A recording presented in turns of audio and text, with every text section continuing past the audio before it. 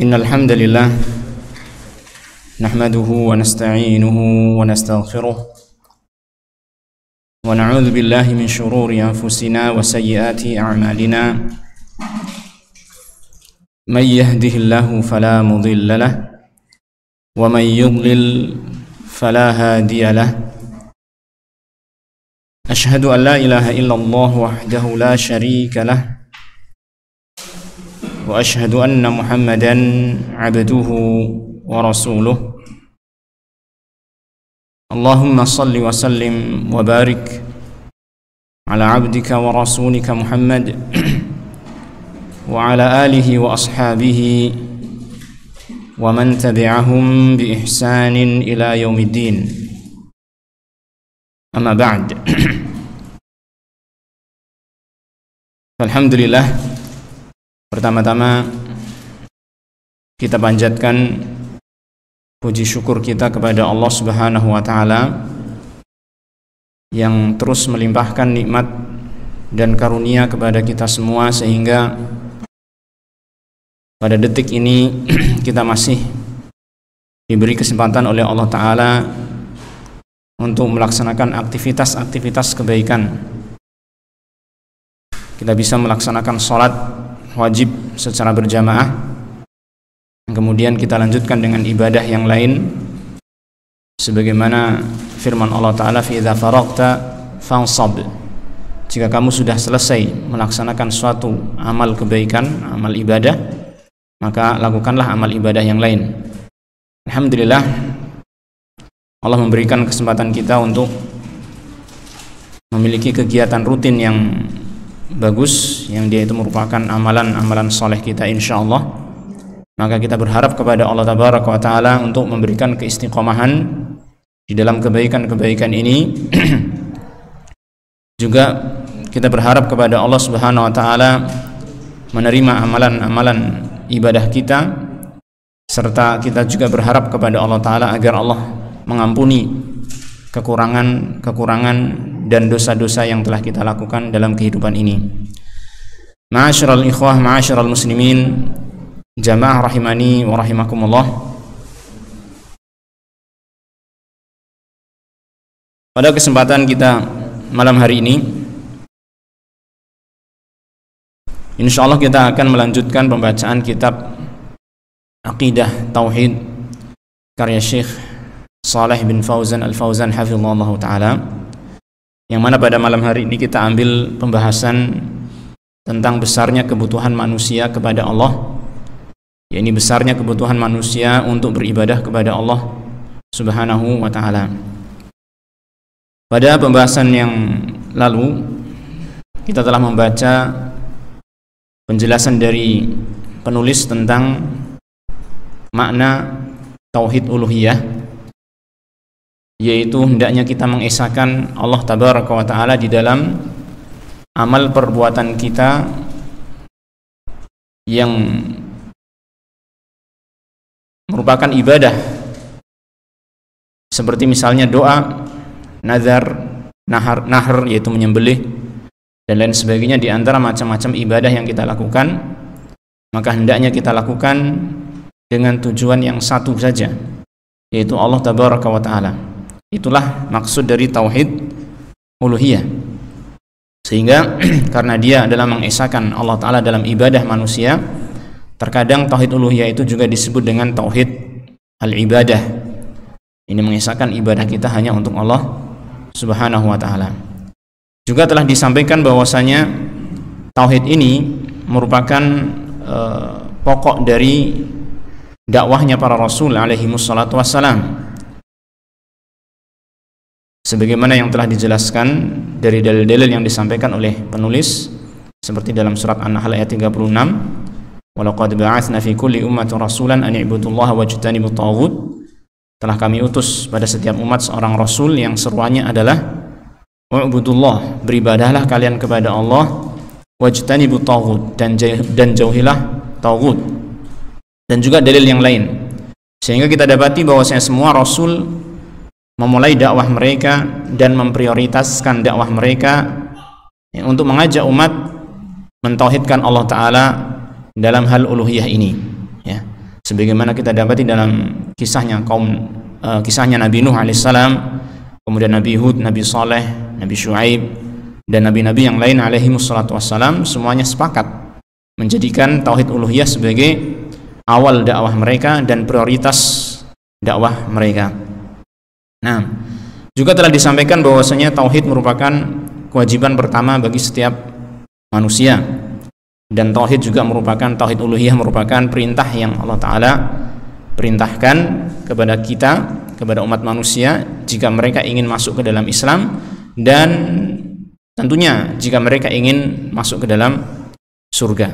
Nah, kemudian ma'asyiral muslimin rahimani wa rahimakumullah, Syekh Shalih Al-Fauzan hafizahullah ta'ala selanjutnya ingin menjelaskan kepada kita tentang bahwasanya tauhid uluhiyah ini yang telah menjadi pokok dakwahnya para rasul alaihi wassalatu wassalam, dia menjadi kewajiban pertama setiap manusia, ya.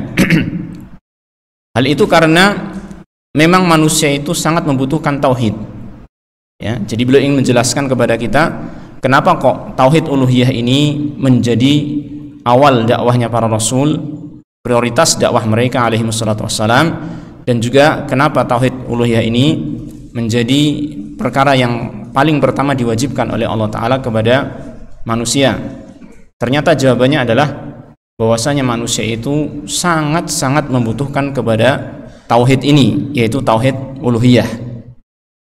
Hal ini dijelaskan oleh para ulama, di antaranya Syekhul Islam Ibnu Taimiyah, dan di sini beliau Syekh Shalih Al-Fauzan hafizahullah taala menukilkan perkataan Syekhul Islam Ibnu Taimiyah rahimahullah di dalam Majmu' Fatawa, ya, ketika beliau menjelaskan tentang pokok dalam kehidupan manusia yang paling utama adalah ibadah dan isti'anah, ibadah dan tawakal kepada Allah Tabaraka wa Ta'ala. Di sela-sela menyampaikan hal ini, maka Syekhul Islam Ibnu Taimiyah menerangkan bahwasanya kebutuhan seorang hamba kepada Allah Ta'ala itu adalah kebutuhan yang paling besar yang tidak ada tandingannya. Nah, coba kita baca di sini apa yang disampaikan oleh beliau rahimahullah ta'ala sebagaimana dinukilkan oleh Syekh Shalih Al-Fauzan hafizahullah. Beliau mengatakan, qala Syekhul Islam Ibnu Taimiyah rahimahullah.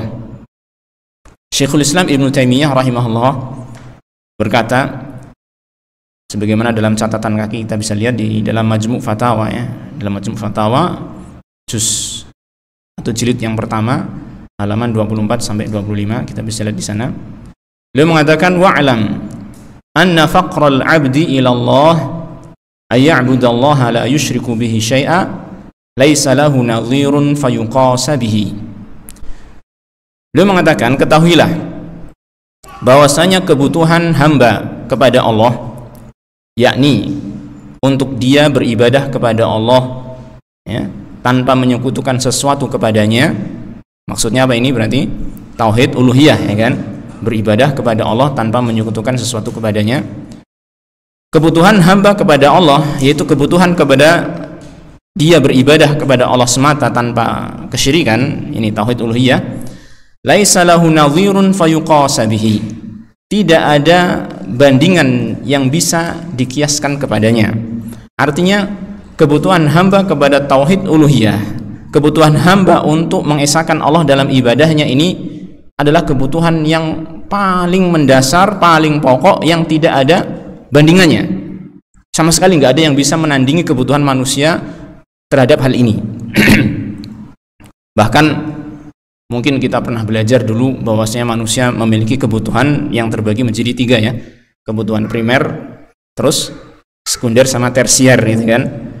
Namun dalam kebutuhan primer itu yang disebut hanya berapa? 3, ya. Apa saja? Pangan, sandang, dan papan, ya enggak? Ini yang biasanya disebutkan. Ini pun tidak bisa menandingi sebenarnya, tidak bisa menandingi kebutuhan hamba untuk beribadah kepada Allah Ta'ala semata, ya.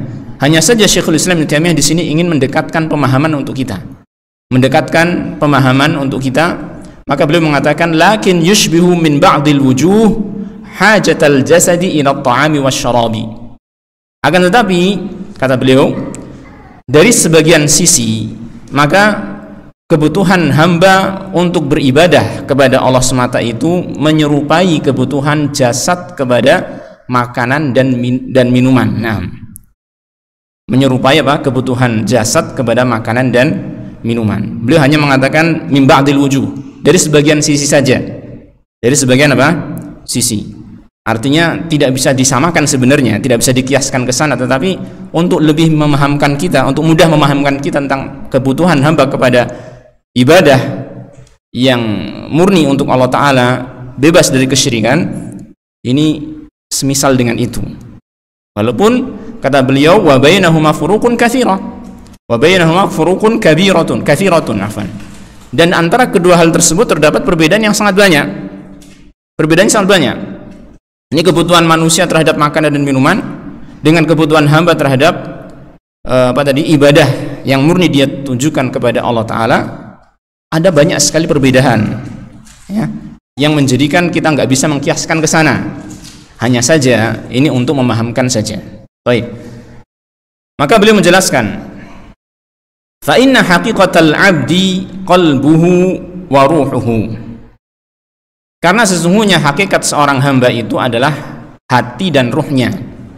Jadi yang ada pada diri manusia, kalau kita perhatikan, yang menjadi hakikat diri kita itu adalah apanya? Hati dan ruhnya, ya kan? Hati dan ruhnya, bukan jasadnya. Jasad itu bisa berubah-ubah dari satu kondisi kepada kondisi yang lain, dari bayi kemudian anak-anak, ya, kemudian menjadi dewasa, kemudian menjadi tua, kemudian menjadi tua renta, ya, sampai akhirnya mati, ya.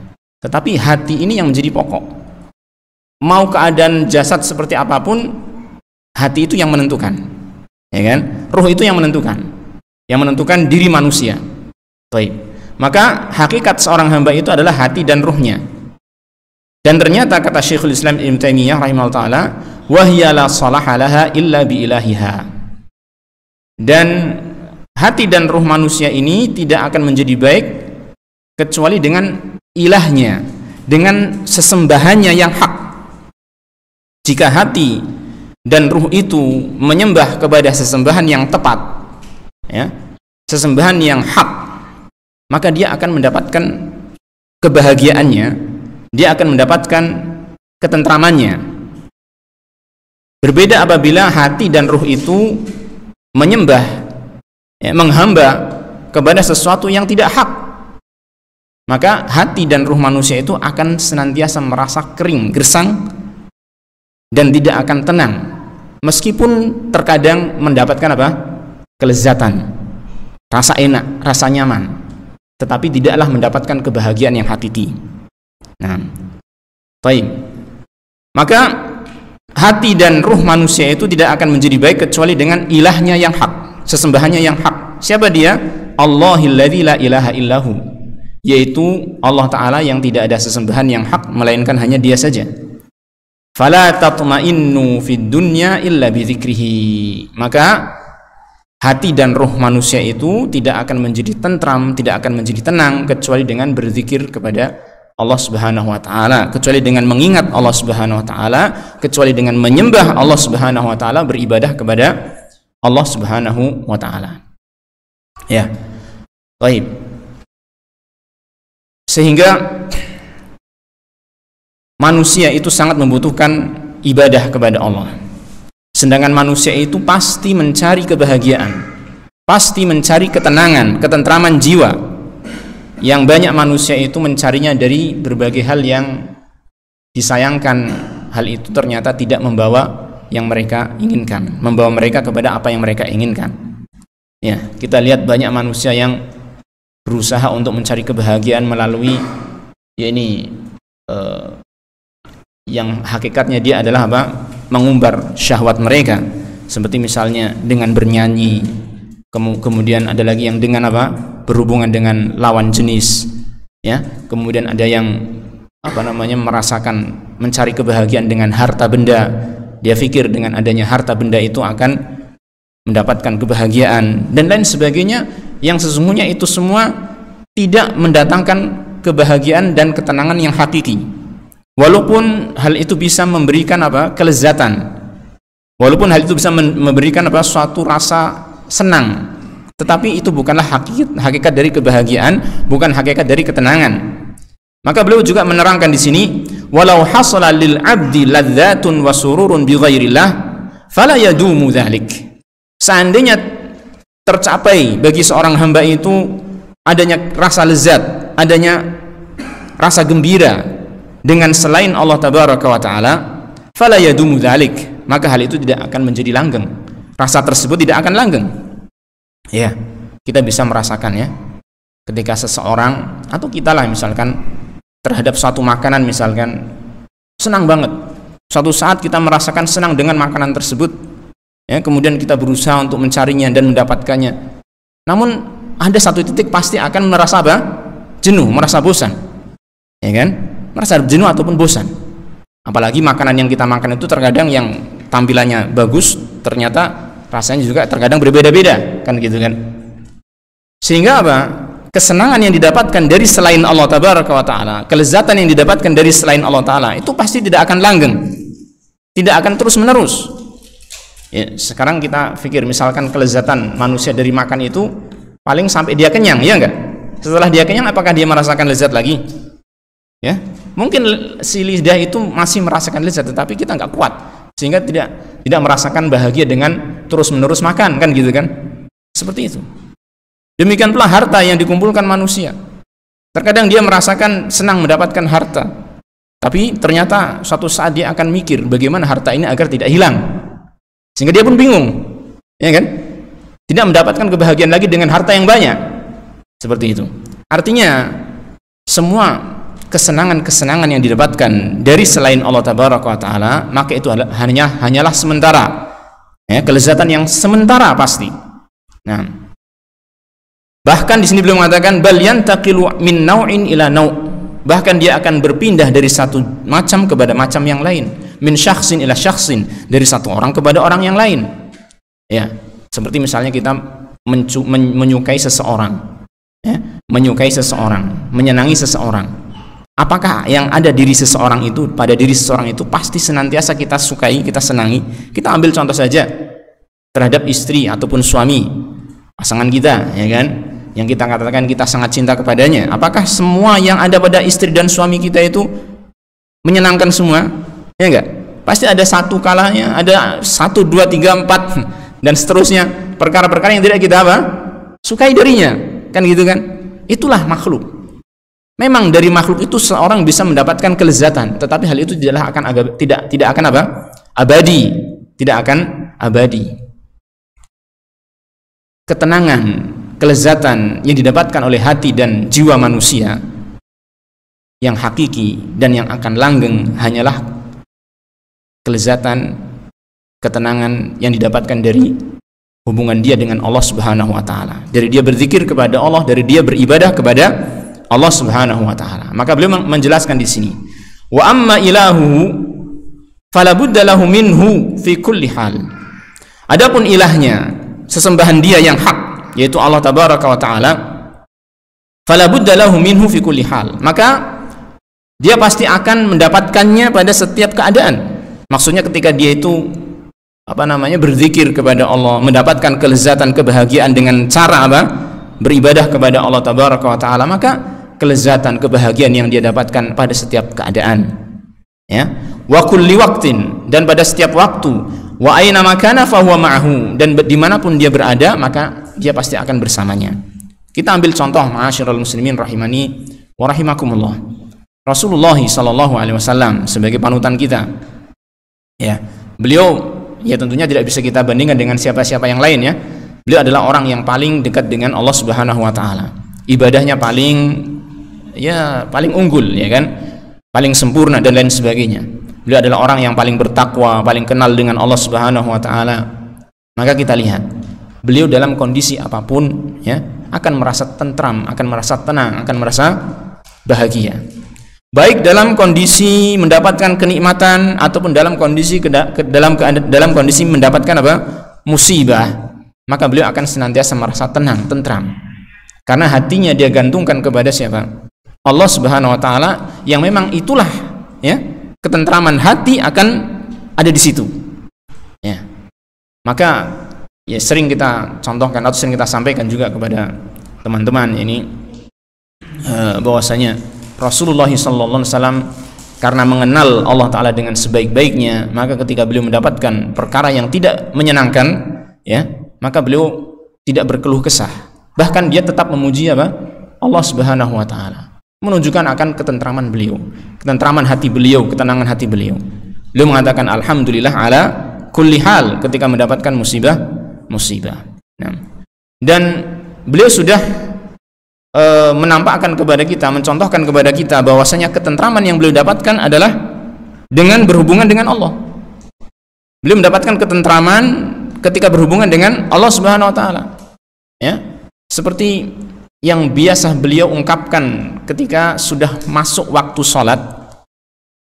Maka Rasulullah SAW seringkali mengatakan kepada Bilal sebagai muadzin beliau, ya Bilal, arihna bis shalah, wahai Bilal, tentramkanlah hati kami dengan sholat, tenangkanlah kami dengan sholat, ya kan? Juga Rasulullah SAW telah menyatakan bahwasanya dari dunia ini beliau diberi kecintaan kepada dua hal, kepada wewangi-wangian, minyak wangi, dan juga kepada wanita. Kemudian beliau mengatakan wajuilat qurratu aini fis shalah. Memang dalam dunia ini ada yang menyenangkan beliau, ini apa? Minyak wangi ataupun para wanita. Tetapi ternyata beliau mendapatkan ketentraman jiwanya, ya, bukan dari dua hal tersebut. Tapi apa? Wajuilat qurratu aini fis shalah, dan dijadikanlah ketentraman jiwaku dengan salat. Nah, maka dalam kalau kita lihat dalam kitabnya Syekhul Islam Ibnu Taimiyah ini yang menjelaskan lebih lanjut, maka beliau menjelaskan bahwasanya untuk memahami kebutuhan manusia terhadap Allah Tabaraka wa Ta'ala yang begitu besarnya, ya, dan juga memahami bahwasanya manusia itu butuh untuk beribadah kepada Allah Subhanahu wa Ta'ala, maka beliau menjelaskan porosnya ada dalam dua asal, ada dalam dua pondasi. Apa itu? Yang pertama adalah bahwasanya keimanan seseorang kepada Allah Tabaraka wa Ta'ala, tauhidnya kepada Allah Subhanahu wa Ta'ala, dan ibadahnya kepada Allah Subhanahu wa Ta'ala, tawakalnya kepada Allah Subhanahu wa Ta'ala, itu semua adalah ghidha, adalah makanan bagi hati manusia, makanan bagi jiwa manusia, ya. Sehingga tadi beliau mengatakan, ya, walaupun ada perbedaan yang sangat besar antara apa? Kebutuhan manusia dengan kebutuhan manusia dalam beribadah kepada Allah dengan kebutuhan manusia terhadap makanan dan minuman, tetapi ada kemiripan. Karena apa? Ya tadi, manusia butuh makan dan minum untuk kehidupan jasadnya, dan ternyata hati dan jiwa manusia pun butuh apa? Makanan dan minuman, ataupun makanan dan asupan gizi. Dan hal itu didapati dengan apa? Keimanan, ibadah, dan tawakal kepada Allah Subhanahu wa Ta'ala, dan seterusnya, berzikir kepada Allah Ta'ala, ya. Ini yang pertama. Jadi kita bisa memahami bahwasanya ternyata ibadah ini kebutuhan kita. Ibadah ini adalah apa? Kebutuhan kita. Ya, kalaupun kita belum bisa menyadari hal tersebut atau belum bisa merasakan, paling tidak ini sebagai informasi yang baru, ya, ataupun informasi ataupun ilmu gitu, ya, ilmu bagi kita untuk kita bisa merasakan kemudian hari, insyaallah. Artinya apa? Kita sudah tahu bahwasanya kebutuhan kita itu, hati itu butuh makanan, hati itu butuh gizi, hati itu butuh asupan, ya kan? Dan itu tidak bisa didapatkan kecuali dengan apa? Iman, tauhid, ibadah, tawakal kepada Allah Ta'ala, berzikir kepada Allah Ta'ala, dan sebagainya. Hubungan dengan Allah Subhanahu wa Ta'ala.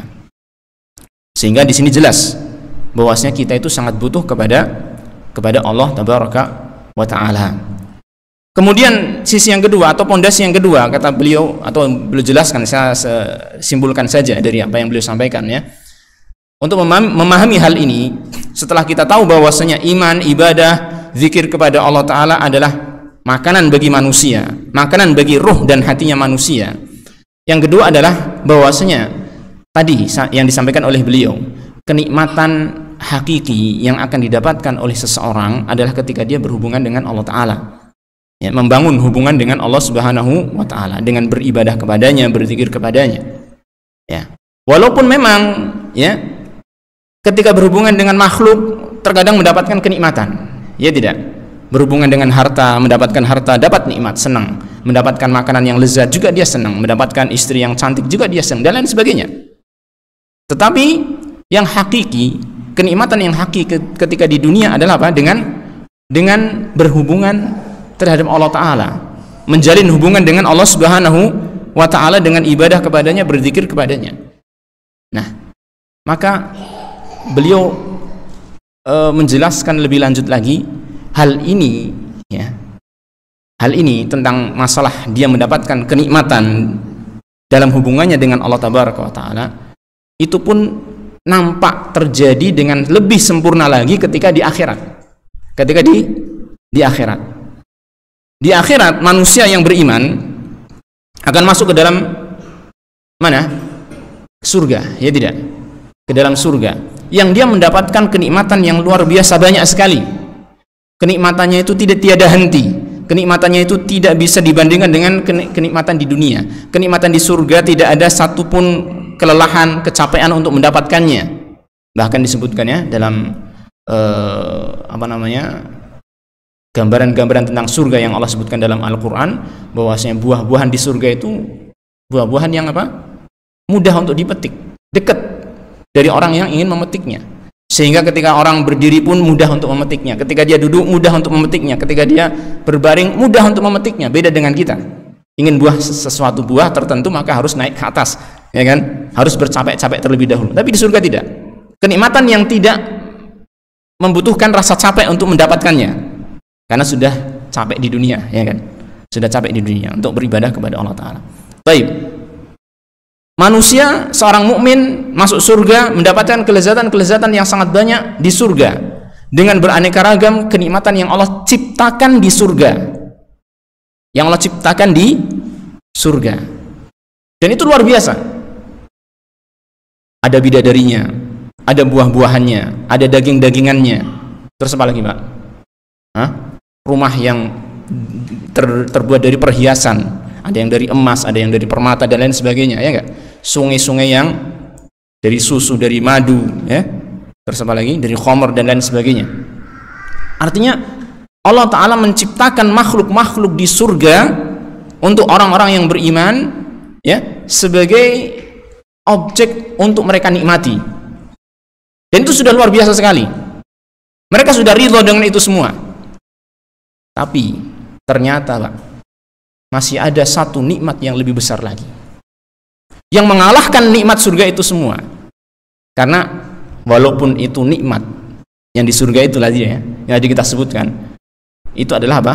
Makhluk ciptaan Allah. Betul tidak? Bidadarinya makhluk ciptaan Allah, minumannya di surga ciptaan Allah, dan semuanya itu ciptaan Allah. Tapi ada satu kenikmatan yang mengalahkan itu semua. Kapan itu? Yaitu ketika manusia, seorang mukmin ini melihat Allah Subhanahu wa Ta'ala di surga. Ya, disebutkan dalam hadis bahwasanya ketika penduduk surga sudah masuk ke dalam surga, maka Allah Ta'ala berfirman kepada mereka, hal turiduna syai'an azidukum, wahai penduduk surga, maukah kamu aku beri tambahan, maukah kamu aku beri suatu tambahan nikmat untuk kalian? Maka para penduduk surga itu heran, ya, karena mereka sudah merasakan nikmat yang luar biasa. Mereka mengatakan, alam tubayyid wujuhana wa tunjina minan nar wa tudkhilnal jannah.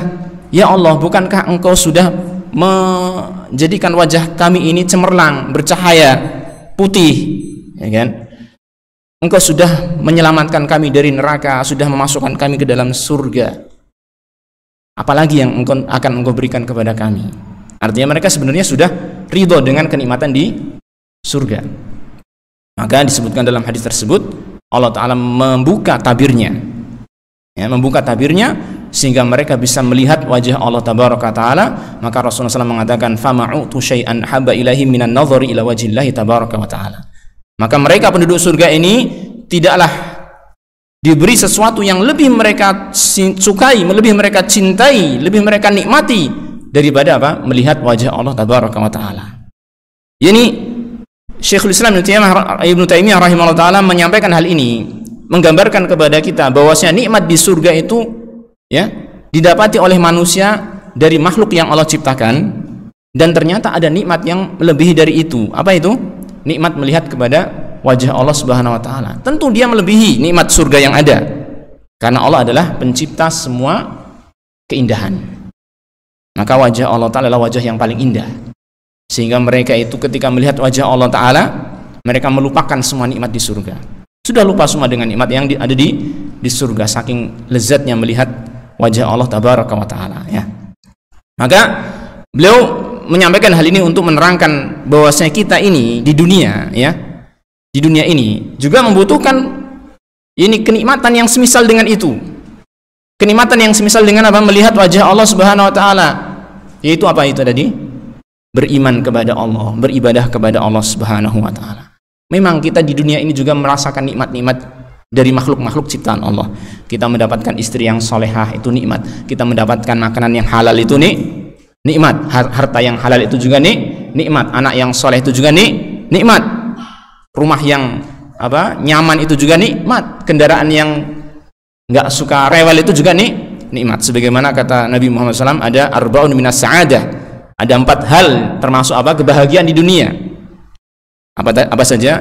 Istri yang baik, istri yang solehah, kemudian tetangga yang baik, kemudian kendaraan yang nyaman, kemudian rumah yang luas.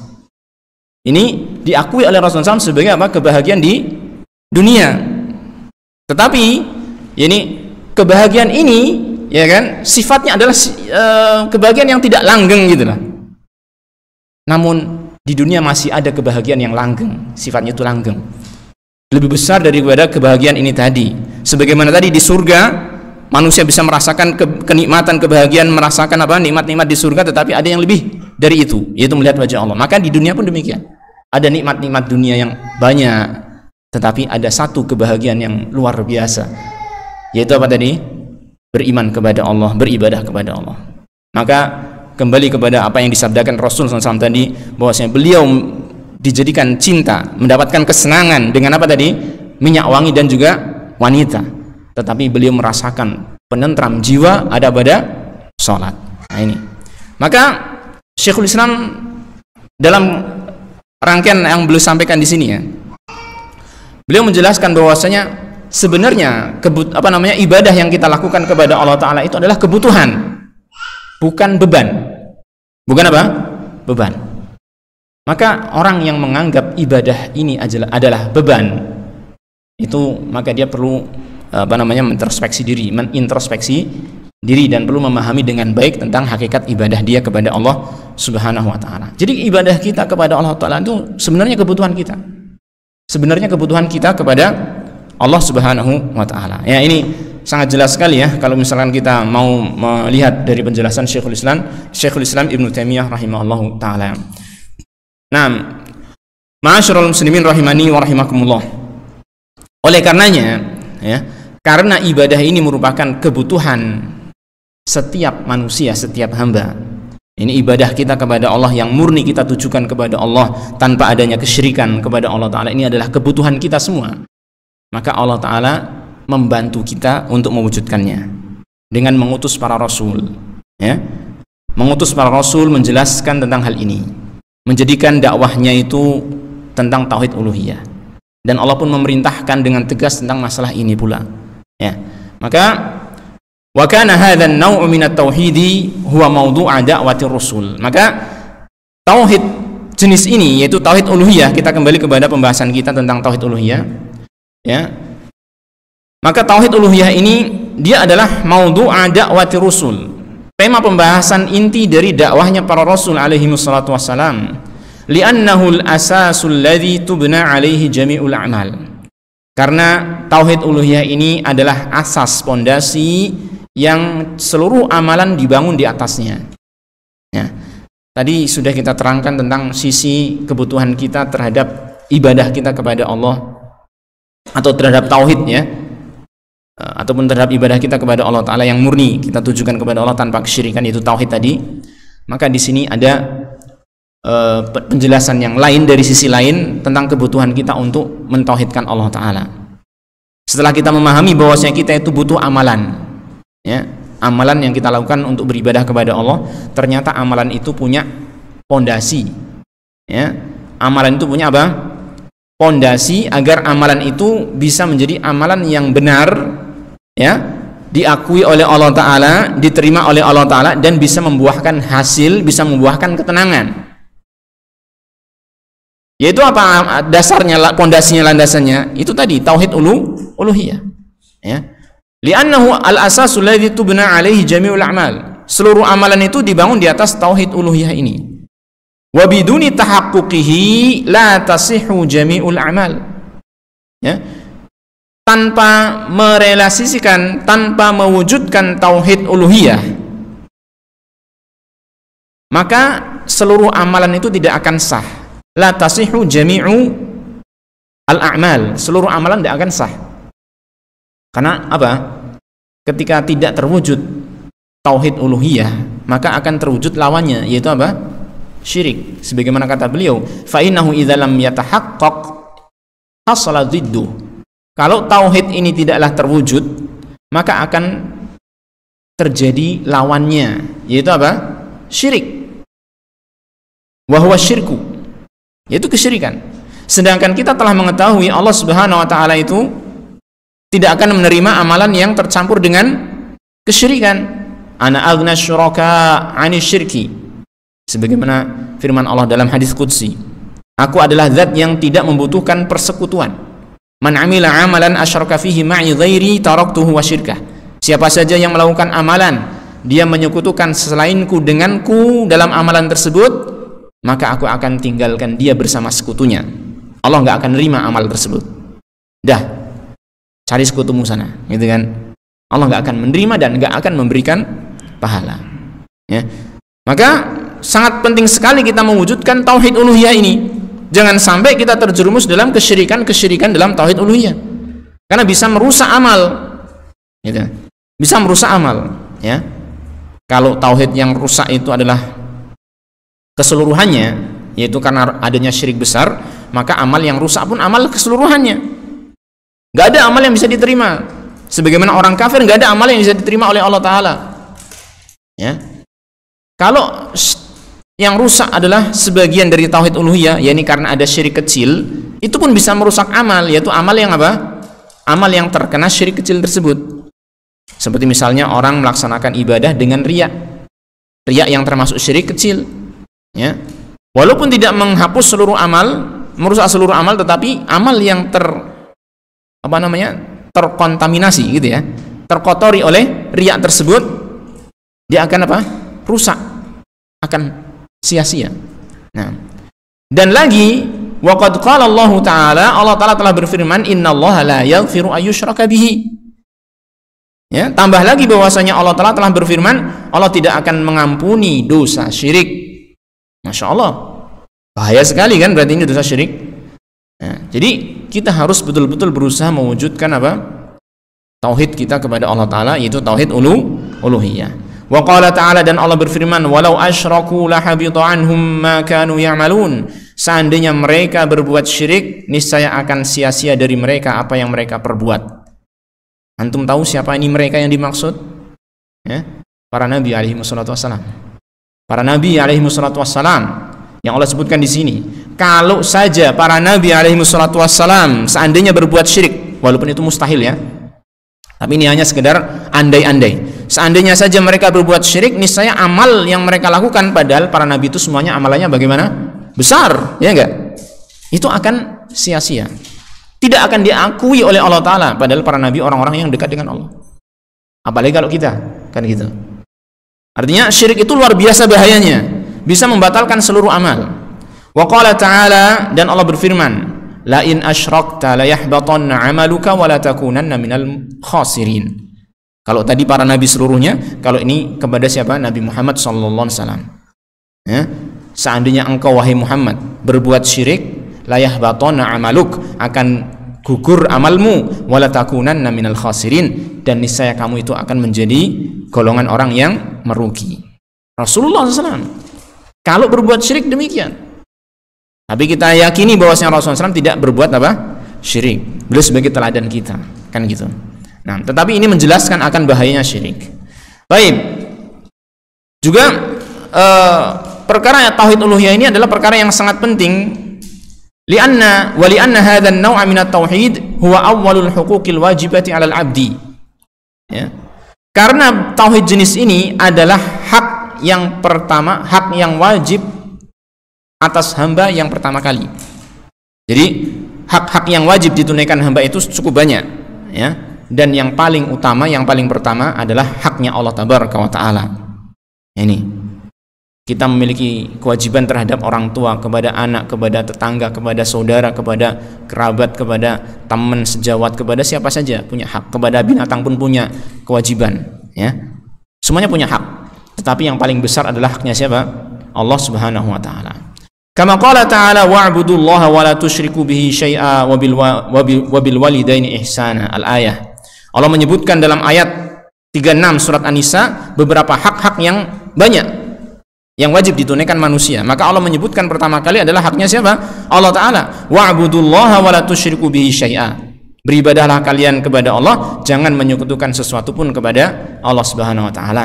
Wabil walidaini ihsana, kemudian baru disebutkan hak manusia yang terbesar setelah Rasulullah SAW, yaitu siapa? Orang tua. Dan berbuat baiklah kepada orang tua. Lalu kemudian dijelaskan hak-hak yang lain. Wa qala ta'ala, dan Allah Ta'ala berfirman, wa qadha rabbuka alla ta'budu illa iyyah wa bil walidaini ihsana. Ini juga sama dalam surat Al-Isra ayat 23, Allah menyebutkan hak-hak manusia. Dan Allah menyebutkan awalnya adalah hak Allah Ta'ala.